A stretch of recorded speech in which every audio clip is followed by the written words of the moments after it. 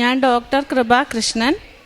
ആദ്യമായിട്ട് ഈ അൾത്താരയിൽ വന്ന് സാക്ഷ്യം പറയാൻ സാധിച്ചതിൽ പിതാവായ ദൈവത്തിനും തിരുകുമാരനും അമ്മ മാതാവിനും ഞാൻ നന്ദി പറയുന്നു. ഇവിടെ പ്രത്യക്ഷീകരണത്തിൻ്റെ ഒരു സാക്ഷിയാവാൻ കഴിഞ്ഞതിൽ ഒരുപാട് നന്ദി ഞാൻ ഈ അൾത്താരെ നിൽക്കാൻ സാധിച്ചതിനും ദൈവത്തോട് പറയുന്നു.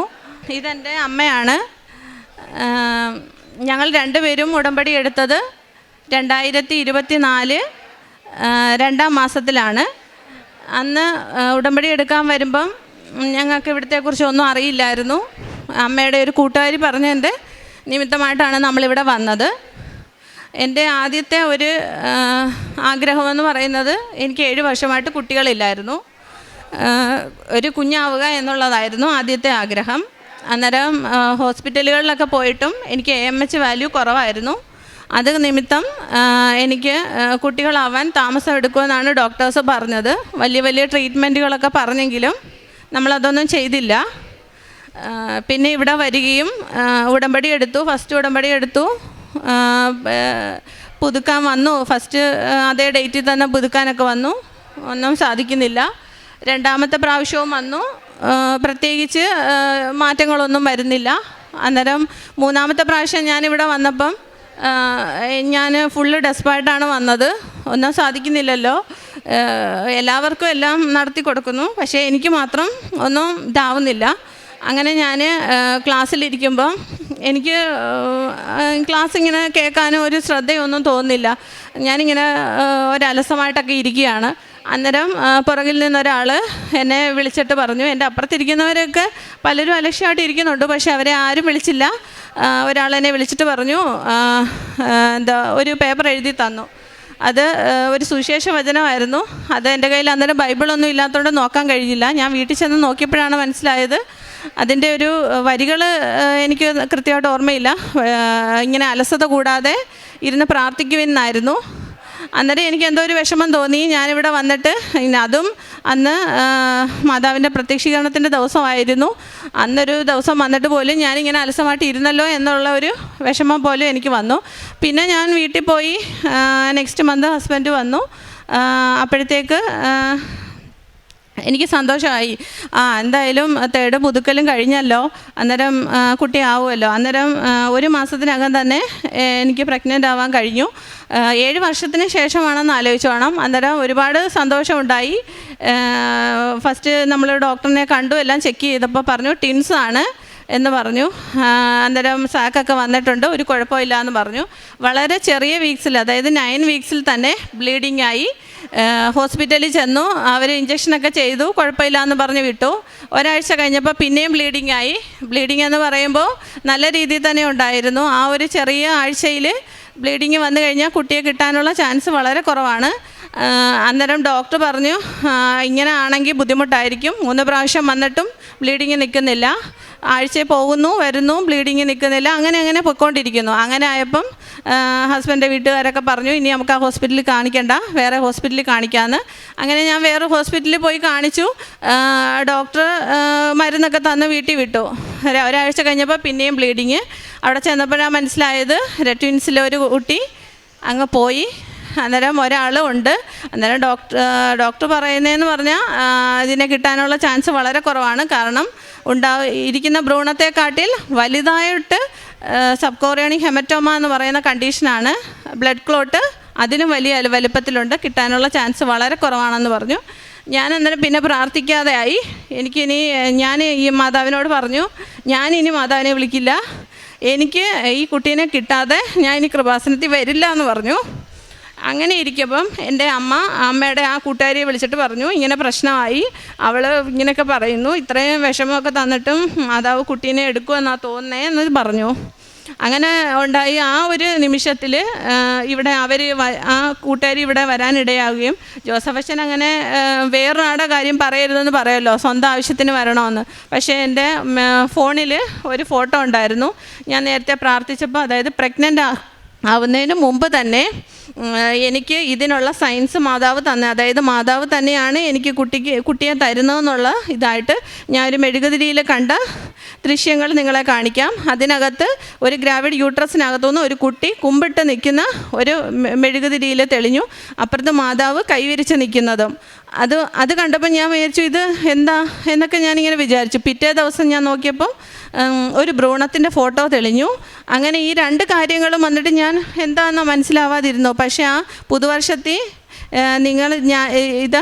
ഇതാ ഞാൻ പുതിയൊരു കാര്യം ചെയ്യുന്നു, അത് മുളയെടുക്കുന്നത് നിങ്ങൾ അറിയുന്നില്ല എന്നൊരു മെസ്സേജ് എൻ്റെ ഫോണിൽ ഞാൻ ഇൻസ്റ്റ തുറന്നപ്പോൾ കാണാനിടയായി. അന്നേരവും എനിക്ക് എന്താണെന്ന് തോന്നി, അങ്ങനെയാണ് ഞാൻ എൻ്റെ പീരീഡ്സിൻ്റെ ഡേറ്റ് ആകുന്നതിന് മുമ്പ് തന്നെ കാർഡിലിട്ട് നോക്കിയപ്പം പോസിറ്റീവ് കാണിച്ചത്. അങ്ങനെയാണ് ഇത്രയും പ്രഗ്നൻസി ജേർണി നടന്നത്. പക്ഷേ ആ ഒരു കാര്യമൊക്കെ ഞാൻ ഓർത്തിട്ട് മാതാവ് ഈ കുട്ടീനെ തരുമെന്ന് എനിക്കൊരു വിശ്വാസമില്ലായിരുന്നു ലാസ്റ്റ് വരെയും. പക്ഷേ എന്തെന്ന് അറിയാം, ഇവിടുന്ന് ജോസഫ് അച്ഛൻ ആ ലേഡിയുടെ കയ്യിൽ ഒരു ലോക്കറ്റ് എനിക്ക് തന്നു വിട്ടു. എന്നിട്ട് പറഞ്ഞു, ഇവിടുന്ന് നിങ്ങൾ ഒരു തേനും വാങ്ങിച്ച് ആ കുട്ടിക്ക് കൊടുക്കണമെന്ന്, അത് 2 നേരം ഓരോ തുള്ളി വീതം കഴിക്കണമെന്നും പറഞ്ഞു. അങ്ങനെ ഞാനത് ഫോളോ ചെയ്തു, പ്രാർത്ഥിച്ചു. പിന്നെ ആ ലോക്കറ്റ് ഞാൻ ഡെലിവറി വരെയും ധരിച്ചുകൊണ്ടേയിരുന്നു. ആ ഒരു പോസിറ്റീവ് എനർജി എന്നിലേക്ക് അന്നേരം തൊട്ട് ഉണ്ടായിരുന്നു, നേരത്തെയും ഉണ്ടായിരുന്നു. പക്ഷേ അത് എൻ്റെ അറിവില്ലായ്മ കൊണ്ട് ഞാനത് തിരിച്ചറിയാൻ വൈകി. പക്ഷേ എൻ്റെ ഒരു കുഴപ്പമില്ലാതെ ആരോഗ്യമുള്ള ഒരു കുഞ്ഞിനെ എനിക്ക് മാതാവ് ഈശോ എടുത്ത് പറഞ്ഞ് പിതാവായ ദൈവത്തിൽ നിന്ന് വാങ്ങിച്ചു തന്നതാണ്. അവൻ്റെ പേര് ആഹൻദാസ് എന്നാണ്. അവനൊരു കുഴപ്പമില്ല, അവൻ ആരോഗ്യവാനായിട്ട് ഇപ്പോൾ എൻ്റെ കൂടെ ഉണ്ട്. പിന്നെ ഇതെൻ്റെ അമ്മയാണ്. അമ്മയ്ക്കും ഒരുപാട് അനുഗ്രഹങ്ങൾ ഇവിടെ കിട്ടിയിട്ടുണ്ട്. അമ്മയും ഉടമ്പടി എടുത്തപ്പം ഞങ്ങളുടെ വീട്ടിൽ എൻ്റെ ഹസ്ബൻഡ് അച്ഛന് പെൻഷൻ മുടങ്ങി കിടക്കുകയായിരുന്നു. 10 വർഷമായിട്ട് പെൻഷൻ കിട്ടാതെ കിടക്കുകയായിരുന്നു. പക്ഷേ ഇവിടെ വന്ന് ഉടമ്പടി എടുത്ത് 2 മാസം കഴിഞ്ഞപ്പോൾ തന്നെ അതിനൊരു പോസിറ്റീവായിട്ടൊരിത് വരികയും പെൻഷൻ തുക മൊത്തമായി കിട്ടാനുള്ള ഒരു സാഹചര്യം ഉണ്ടാവുകയും ചെയ്തു. പിന്നെ വലുതും ചെറുതുമായ ഒരുപാട് കാര്യങ്ങൾ മാതാവ് എനിക്ക് നേടി തന്നിട്ടുണ്ട്. കുഞ്ഞിനെ മാതാവ് തന്നെയാണെന്നുള്ളതിൻ്റെ ഏറ്റവും വലിയ ഒരു അനുഗ്രഹം എനിക്ക് മനസ്സിലായതെന്ന് പറഞ്ഞാൽ, ഈ കുട്ടി 7 വർഷമായിട്ട് എനിക്ക് ആവാതിരുന്നതാണ്. ഒരു മെഡിക്കൽ സഹായങ്ങളും ഇല്ലാതെ, ഒരു മരുന്ന് പോലും ഞാൻ കഴിക്കാതെയാണ് എനിക്ക് ആയത്. ഒന്ന്. രണ്ടാമത്തത്, ഞാൻ എവിടെയൊക്കെ പോകുന്നുണ്ടോ അവിടെയൊക്കെ എനിക്ക് ഓരോരോ സയൻസ് മാതാവ് കാണിക്കുന്നുണ്ടായിരുന്നു. ഞാൻ പോകുന്ന ഹോസ്പിറ്റലുകളിൽ എപ്പം ഞാൻ ചെന്നാലും മറ്റ് ബെഡുകളിലൊക്കെ നോക്കുമ്പോൾ ഗ്രീൻ കളറൊക്കെയാണ് അവിടെ വിരികൾ കണ്ടിട്ടുള്ളത്. പക്ഷേ ഞാൻ എവിടെ ചെന്നാലും അവിടെ ആഷ് കളറായിരിക്കും. ആഷ് കളർ എനിക്ക് മാതാവിൻ്റെ ഒരു സൈനായിട്ട് എപ്പോഴും മാതാവ് കാണിച്ചുകൊണ്ട് ഇരുന്ന ഒരു കാര്യം. പിന്നെ അതുപോലെ തന്നെ എൻ്റെ ആത്മീയ ജീവിതം എന്ന് പറയുന്നത്, ഞാൻ പ്രാർത്ഥിക്കുമായിരുന്നു. നേരത്തെ തന്നെ എനിക്ക് ഈശോയായിട്ടൊരു കണക്ഷൻ ഇവിടെ വരുന്നതിന് തന്നെ മുമ്പേ ഉള്ളതാണ്. എനിക്ക് ഈശോയെ ഒരുപാട് ഇഷ്ടമായിരുന്നു. ഇവിടെ വന്നപ്പോൾ അത് ഒന്നുകൂടെ മാതാവ് എന്നെ ഊട്ടി ഉറപ്പിക്കാൻ സഹായിച്ചു. പിന്നെ ഞാൻ ജപമാല ചൊല്ലാറുണ്ട്, പ്രാർത്ഥിക്കാറുണ്ട്. ഇടയ്ക്കിടയ്ക്കൊക്കെ മുടങ്ങിയാലും ഞാനത് പ്രാർത്ഥിക്കാറ് തന്നെ ഉണ്ട്. പിന്നെ പത്രം വിതരണം ഞാൻ ബസ് സ്റ്റാൻഡുകളിലും പൊതുനിരത്തിലുമൊക്കെ കൊടുത്തിട്ടുണ്ട്. പിന്നെ ഫുഡ് ഞാൻ ഉപവാസം എടുക്കുന്ന ദിവസം എൻ്റെ ഫുഡ് ഞാൻ മറ്റുള്ളവർക്ക് പൊതിച്ചോറായിട്ട് കൊടുത്തിട്ടുണ്ട്. വൃദ്ധസദനങ്ങളിൽ പൈസ കൊടുക്കാറുണ്ടായിരുന്നു അന്നദാനത്തിന് വേണ്ടി. പിന്നെ ഞാൻ ബൈബിൾ റീഡ് ചെയ്യാറുണ്ട്. ബൈബിൾ ഫുള്ള് വായിക്കണമെന്നാണ് എൻ്റെ ആഗ്രഹം. പക്ഷേ പകുതി വെച്ചിപ്പം കുട്ടിയൊക്കെ ആയതുകൊണ്ട് തിരക്കായതുകൊണ്ട് അത് മുടങ്ങിയിരിക്കുന്നു. Daily bread കാണാറുണ്ടായിരുന്നു. പിന്നെ അച്ഛൻ്റെ ധ്യാനം ചൊവ്വാഴ്ചത്തെ അന്നെന്നുള്ളത് എനിക്ക് കാണാൻ ബുദ്ധിമുട്ടാണ്. പക്ഷേ ഞാനത് എപ്പോഴേലുമൊക്കെ ആയിട്ട് കണ്ടു തീർക്കാറുണ്ടായിരുന്നു. പിന്നെ എനിക്ക് ഈ ഫസ്റ്റ് ഉടമ്പടി എടുത്ത ആ ദിവസം വീട്ടിൽ ചെന്നപ്പം എനിക്ക് ഫീൽ ചെയ്ത ഒരു പ്ലസൻ്റായിട്ടുള്ള ഒരു സ്മെല്ല് വന്നിട്ടുണ്ടായിരുന്നു. പിന്നെ എനിക്ക് കൂടുതലും കളേഴ്സാണ് മാതാവിൻ്റെ. അതുപോലെ തന്നെ ഞാൻ ഹോസ്പിറ്റലിലൊക്കെ ചെല്ലുമ്പം, ഈ പ്രഗ്നൻ്റ് ആയിരുന്ന സമയത്ത് ചെല്ലുമ്പം എപ്പോൾ നോക്കിയാലും ഈ സിസ്റ്റർമാർ വരുന്നവരുടെയൊക്കെ കയ്യിൽ ഒന്നെങ്കിൽ മാതാവിൻ്റെ മോതിരം, അല്ലെങ്കിൽ മാതാവിൻ്റെ ഫോട്ടോ ഉള്ള ബ്രേസ്ലെറ്റ്, അല്ലെങ്കിൽ അവരുടെ കഴുത്തിൽ മാലയുടെ മാതാവിൻ്റെ ലോക്കറ്റ്, അങ്ങനെയൊക്കെ കുറേ സാന്നിധ്യങ്ങൾ എനിക്ക് കിട്ടിയിട്ടുണ്ട്. ഇവിടെ വന്നിങ്ങനെ സാക്ഷ്യം പറയാൻ പറ്റിയതിൽ ഒരിക്കൽ കൂടി അമ്മ മാതാവിനും ഈശോയ്ക്കും പിതാവായ ദൈവത്തിനും നന്ദി പറയുന്നു. ഇനിയും മുന്നോട്ട് ഈ ആത്മീയ ജീവിതം കൊണ്ടു നടക്കാൻ എനിക്ക് കഴിയണമേ എന്ന് പ്രാർത്ഥിക്കുകയും ചെയ്യുന്നു. കർത്താവിന് കഴിയാത്തത് എന്തെങ്കിലുമുണ്ടോ? നിശ്ചിത സമയത്ത് വസന്തത്തിൽ ഞാൻ നിൻ്റെ അടുത്ത് തിരിച്ചു വരും, അപ്പോൾ സാറായ്ക്ക് ഒരു മകനുണ്ടായിരിക്കും. ഉൽപ്പത്തി പുസ്തകം 13-14 ദൈവത്തിന് അസാധ്യങ്ങളില്ല. സമയവും സാഹചര്യങ്ങളും മനുഷ്യപരിധികളും ദൈവത്തെ തടയുന്നില്ല. നമ്മുടെ വിശുദ്ധ ഗ്രന്ഥത്തിൽ സാറായുടെ കാര്യമാണ് ആ വചനത്തിൽ നാം കേട്ടത്. നമ്മുടെ ഉടമ്പടി ജീവിതത്തിൽ ഉടമ്പടിയും വിശ്വാസത്തിൻ്റെ ഒരു വലിയ അടയാളമാണ്. ഒരു ആത്മീയ ബന്ധമാണ് ദൈവവുമായിട്ട് നാം നടത്തുന്നത്. ദൈവം വാഗ്ദാനം ചെയ്തത് പൂർത്തിയാക്കുന്ന ഒരു ദൈവമാണ് എന്നുള്ള ഒരു പൂർണ്ണ വിശ്വാസമാണ് ഉടമ്പടി മക്കളുടെ ജീവിതത്തിൽ. ഉടമ്പടിയിൽ അസാധ്യമായ കാര്യങ്ങൾ സാധ്യമാക്കുന്ന ദൈവമാണ് നമ്മുടെ കൂടെയുള്ളത്. ലൂക്കായുടെ സുവിശേഷം 1-37 പറയുന്നത് പോലെ ദൈവത്തിന് അസാധ്യമായി ഒന്നുമില്ല. കാനായിലെ വിവാഹ വിരുന്നിൽ ആ കുടുംബത്തിൻ്റെ ആവശ്യം കണ്ടാണ് പരിശുദ്ധ അമ്മ അവർക്ക് വീഞ്ഞില്ല എന്ന് പറഞ്ഞ് ഈശോയുടെ അരികിലേക്ക് പോയത്. അപ്പോൾ പിന്നീട് വന്ന് അമ്മ പറഞ്ഞത് അവൻ പറയുന്നത് ചെയ്യുക എന്നാണ്. ഉടമ്പടി മക്കളുടെ ജീവിതത്തിൽ അവൻ പറയുന്നത് ചെയ്യുമ്പോൾ നമ്മുടെ ജീവിതത്തിലും കൂടുതൽ അനുഗ്രഹങ്ങൾ ഈശോയ്ക്കും അമ്മയ്ക്കും വർഷിക്കാനുള്ള ഒരു വഴി തുറക്കുകയാണ് നമ്മളും. അങ്ങനെയാണ് ഉടമ്പടി വിശ്വാസത്തോടെ ദൈവത്തോട് ചേരുമ്പോൾ നമ്മുടെ ഓരോ കാര്യങ്ങളും ദൈവം നടത്തി തരികയാണ്. ഡോക്ടർ കൃപാകൃഷ്ണൻ നമ്മളോട് ഷെയർ ചെയ്തത് ദൈവാനുഗ്രഹത്തിൻ്റെ ഒരു വലിയ അനുഭവമാണ്. കാരണം കഴിഞ്ഞ 7 വർഷത്തോളം കുട്ടികളില്ലാതെ പല ഹോസ്പിറ്റലിലും പോയി. ഡോക്ടർ ഒരു നല്ല ആയുർവേദ ഡോക്ടറാണ്. എന്നിട്ടും പല ട്രീറ്റ്മെൻറ്റ് നോക്കിയെങ്കിലും അതൊന്നും ഫലമില്ല എന്ന് മനസ്സിലാക്കിയപ്പോഴും ഈശോയുടെ അമ്മയുടെ അരികിലേക്ക് കണ്ണീരോടെ വരികയായിരുന്നു. അമ്മയും മകളും വന്ന് ഉടമ്പടി എടുത്ത് പ്രാർത്ഥിക്കുകയും ഉടമ്പടി എടുത്തതിൻ്റെ ഫലമായിട്ട് 3-ാം പുതുക്കലിൽ ആ പുതുക്കൽ വന്നപ്പം തന്നെ വളരെ വിഷമിച്ചാണ് വന്നത്. 2 പ്രാവശ്യം പുതുക്കി 3-ാം പുതുക്കൽ വന്നപ്പോൾ ആകെ നിരാശപ്പെട്ട് കണ്ണീരോടെ വന്നിരുന്നപ്പോൾ അവിടെയും ദൈവ സാന്നിധ്യമാണ്. ഏതോ ഒരു വ്യക്തിയിൽ തോളിൽ തട്ടി ഒരു വചനം കൊടുക്കുകയായിരുന്നു. പിന്നീട് തിരിഞ്ഞു നോക്കിയപ്പോൾ ആ വ്യക്തി അവിടെ ഇല്ലായിരുന്നു. അവിടെയും ദൈവത്തിൻ്റെ ഒരു വലിയ സാന്നിധ്യമാണ്. നമ്മൾ നിരാശപ്പെടുന്ന നിമിഷങ്ങളിൽ കണ്ണീരോടെ കരയുമ്പോൾ ആരുമില്ല എൻ്റെ കൂടെ, ഞാൻ ഒറ്റയ്ക്കാണല്ലോ അമ്മയെന്ന് പറയുമ്പോൾ അമ്മ പല രൂപത്തിൽ പല രീതിയിലാണ് അമ്മയുടെ സാന്നിധ്യം നമുക്ക് പറഞ്ഞു തരുന്നത്. അങ്ങനെയാണ് ഈ മകൾക്കൊരു വചനം കൊടുക്കുകയും ആ വചനത്തിൽ പിന്നീട് പെട്ടെന്ന് ഉണർന്നിരുന്ന് പ്രാർത്ഥിക്കാനുള്ള ഒരു ഉണർവാണ് നൽകിയത്. പ്രാർത്ഥനാ ജീവിതത്തിൽ ഒരു ഉണർവ് നൽകി ഈ മകളെ തിരിച്ചു വിടുകയായിരുന്നു. പിന്നെ 3-ാം പുതുക്കൽ കഴിഞ്ഞ് 1 മാസത്തിനുള്ളിലാണ് ഈ മകൾ കൺസീവ് ആണെന്നുള്ള ഒരു ഗുഡ് ന്യൂസ് കിട്ടിയത്. അവിടെ ഈശോയുടെയും അമ്മയുടെ ഒരു വലിയ അനുഗ്രഹമായിട്ടാണ് ഈ മകൾ കണക്കാക്കിയത്. കാരണം ആ ദിവസങ്ങളിൽ പ്രാർത്ഥിച്ചപ്പോഴാണ് മകൾ പ്രാർത്ഥിച്ച ആ മെഴുകുതിരിയിൽ ഭ്രൂണത്തിൻ്റെ ഒരു നല്ലൊരു ഷേപ്പിൽ അമ്മ മാതാവ് ഒരു സൈൻ കൊടുത്തിരുന്നു. അതുകൊണ്ട് ഈ മകൾ വിശ്വസിച്ചു പൂർണ്ണമായിട്ടും ഇത് പരിശുദ്ധ അമ്മയും ഈശോയും നൽകിയ ഉടമ്പടിയിൽ നിയോഗം വെച്ച പ്രാർത്ഥനയുടെ ഫലമാണെന്ന് ഈ മകൾക്ക് മനസ്സിലായത്.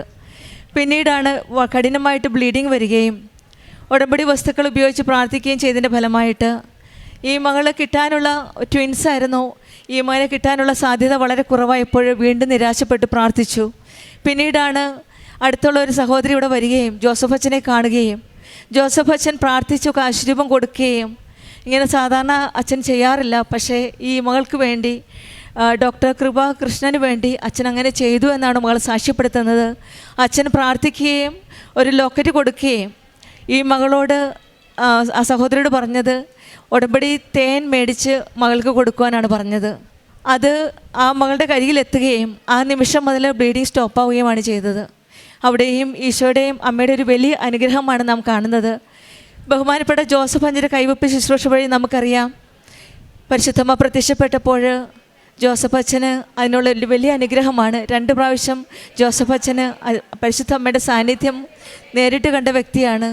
ആ അച്ഛനാണ് അച്ഛൻ്റെ ആത്മീയ ജീവിതത്തിൽ 40 വർഷത്തെ പൗരോഹിത്യ ജീവിതവും ഒരു വലിയ ആസ്തിയുള്ള ആത്മീയ ജീവിതത്തിൻ്റെ ഒരു വലിയ ആസ്തിയുള്ള ഒരു വ്യക്തിയാണ് ബഹുമാനപ്പെട്ട ജോസഫ് അച്ഛൻ.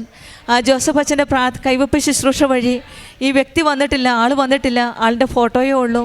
ആ ഫോട്ടോ വെച്ച് പ്രാർത്ഥിച്ചതിൻ്റെ ഫലമായിട്ട് ഈ മകൾക്ക് പൂർണ്ണമായിട്ട് സൗഖ്യം ലഭിക്കുകയും അങ്ങനെയാണ് ഈ കുഞ്ഞു മകന് അഹന് ജന്മം നൽകുകയും ചെയ്തത്. അതും ഈശോയുടെ വലിയ ഒരു അനുഗ്രഹമായിട്ടാണ്. ദൈവത്തിന് അസാധ്യമായിട്ട് ഒന്നുമില്ല എന്നുള്ള ഒരു വലിയ ഒരു സാക്ഷ്യപ്പെടുത്തലാണിത്. പിന്നീട് ഈ മകൾ പറഞ്ഞത് 7 വർഷം കിട്ടാതിരുന്ന ഉടമ്പടി എടുത്തതിന് ശേഷം എൻ്റെ ജീവിതത്തിൽ സംഭവിച്ചു എന്നാണ്. ഇതാണ് സമയചുരുക്കം. സമയചുരുക്കത്തിൻ്റെ അമ്മയാണ് നമ്മുടെ കൂടെയുള്ളത്. സമയഘടികാരം നെഞ്ചിൽ ചാർത്തി പരിശുദ്ധ അമ്മ ഈ പള്ളിയിൽ ഈ സന്നിധിയിൽ പ്രത്യക്ഷപ്പെട്ടപ്പോൾ അമ്മ നമ്മളോട് പറയുന്നുണ്ട്, അമ്മയ്ക്ക് സമയത്തിൻ്റെ മേലൊരു അധികാരമുണ്ട്. അങ്ങനെ ആ സമയത്തിന് മേലെ അധികാരമുള്ള കൃപാസനം അമ്മയുടെ പ്രാചീന ഫലമായിട്ട് 7 വർഷം സാധിക്കാത്ത കാര്യമാണ് ഇവിടെ ജീവിതത്തിൽ ഈശോയും അമ്മയെ നടത്തി കൊടുത്തത് ഉടമ്പടിയിലൂടെ. പിന്നീട് മാതാവിൻ്റെ സാന്നിധ്യം പല പ്രാവശ്യവും ഓരോ പ്രാവശ്യവും ഹോസ്പിറ്റലിൽ പോകുമ്പോൾ അമ്മ നമ്മുടെ കൂടെയുണ്ടെന്ന് ഈ മകൾക്ക് പൂർണ്ണ വിശ്വാസമുണ്ടായിരുന്നു. കാരണം മറ്റു റൂമുകളെല്ലാം ഗ്രീൻ ആണെങ്കിൽ ഈ മകൾ എൻ്റർ ചെയ്യുന്ന റൂമിൽ ആഷ് കളർ, ഗ്രേ കളറിന് ഉണ്ടായിരിക്കും. അങ്ങനെ ഓരോ സ്ഥലത്ത് പോകുമ്പോഴും എവിടെയൊക്കെ പോകുമ്പോഴും അമ്മയുടെ സാന്നിധ്യം ഈ മകളുടെ കൂടെ ഉണ്ടായിരുന്നത് മകൾ തീർച്ചപ്പെടുത്തുകയാണ്. കാരണം അമ്മ കൈവിടാത്ത ഒരമ്മയാണ്, നമ്മുടെ കൂടെയുള്ള ഒരമ്മയാണ്, നമ്മെ സംരക്ഷിക്കുന്ന അമ്മയാണ്. ആ അമ്മയുടെ സംരക്ഷണവും കരുതലുമാണ് ഡോക്ടർ കൃപാകൃഷ്ണൻ നമ്മളോട് സാക്ഷ്യപ്പെടുത്തിയത്. നമ്മുടെ ജീവിതത്തിലും ഉടമ്പടി ജീവിതം കൂടുതൽ തീഷ്ണതയോടെ, കൂടുതൽ ആത്മാർത്ഥതയോടെ, കൂടുതൽ വിശ്വാസത്തോടെ നമുക്ക് മുന്നോട്ട് നയിക്കാം. കൃപാസന മരിയൻ ഉടമ്പടിയിൽ ഉറച്ച വിശ്വാസം ഉണ്ടെങ്കിൽ അനുഗ്രഹം ഉറപ്പാണെന്ന് നമുക്ക് വിശ്വസിക്കാം. ഡോക്ടർ കൃപാകൃഷ്ണൻ തന്നെയുമല്ല, അച്ഛൻ്റെ കാര്യവും പെൻഷൻ്റെ കാര്യവും പറഞ്ഞത് അവിടെയും യേശോയുടെ അമ്മയുടെ ഒരു വലിയ ഇടപെടലാണുള്ളത്. പലരും പറയാറുണ്ട്, എനിക്ക് കുഞ്ഞുങ്ങളുണ്ട്, എനിക്ക് കാരുണ്യ പ്രവർത്തികൾ ചെയ്യാൻ പറ്റില്ല എന്ന്. പക്ഷേ ഇവിടെ ഡോക്ടർ കൃപാകൃഷ്ണൻ ഈ കുഞ്ഞു ഭാവയും പിടിച്ചുകൊണ്ടാണ് മറ്റ് കാരുണ്യ പ്രവർത്തികൾ ചെയ്തത്. നമുക്ക് ഈശോയ്ക്ക് ചെയ്യാവുന്ന ഒരു കാര്യം കാരുണ്യ പ്രവർത്തികളും ഈശോയെ മഹത്വപ്പെടുത്തുകയുമാണ്. അതും ഡോക്ടർ ചെയ്യുവാനായിട്ട് മറന്നില്ല. ഈശോയും അമ്മയെ മഹത്വപ്പെടുത്തുവാനും മറ്റു കാരുണ്യ പ്രവർത്തികൾ ചെയ്യുവാനും ഈശോയ്ക്ക് നന്ദി പറയാനുമായിട്ടാണ് പരിശുദ്ധ അമ്മയുടെ സന്നിധിയിൽ പ്രത്യക്ഷീകരണത്തിൻ്റെ സാക്ഷിയായിട്ട് ഇന്ന് വന്നിരിക്കുന്നത്. നമുക്ക് നമ്മുടെ ജീവിതവും ദൈവത്തെ മഹത്വപ്പെടുത്തുവാനും പരിശുദ്ധ അമ്മയുടെ പ്രത്യക്ഷീകരണത്തിൻ്റെ സാക്ഷിയായി ഉയർത്തുവാനും നമുക്ക് പ്രാർത്ഥിക്കാം. ഡോക്ടർ കൃപാകൃഷ്ണന് കുടുംബത്തിൽ ലഭിച്ച വലിയ അനുഗ്രഹങ്ങൾക്ക് നമ്മൾക്ക് കരങ്ങളടിച്ച് ദൈവത്തെ മഹത്വപ്പെടുത്താം. യേശുവേ നന്ദി, യേശുവേ സ്തുതി, ആവേ മരിയ. അത്യപൂർവ ദൈവാനുഭവങ്ങൾ ഇനി നിങ്ങൾക്കും സ്വന്തം. ഈ യൂട്യൂബ് ചാനൽ ഇതുവരെ സബ്സ്ക്രൈബ് ചെയ്തിട്ടില്ലെങ്കിൽ ഇപ്പോൾ തന്നെ സബ്സ്ക്രൈബ് ചെയ്യുക. ഈ വീഡിയോ ഇപ്പോൾ തന്നെ നിങ്ങളുടെ സുഹൃത്തുക്കൾക്ക് ഷെയർ ചെയ്തുകൊണ്ട് കർത്താവിൻ്റെ പ്രേക്ഷിതരാകുക.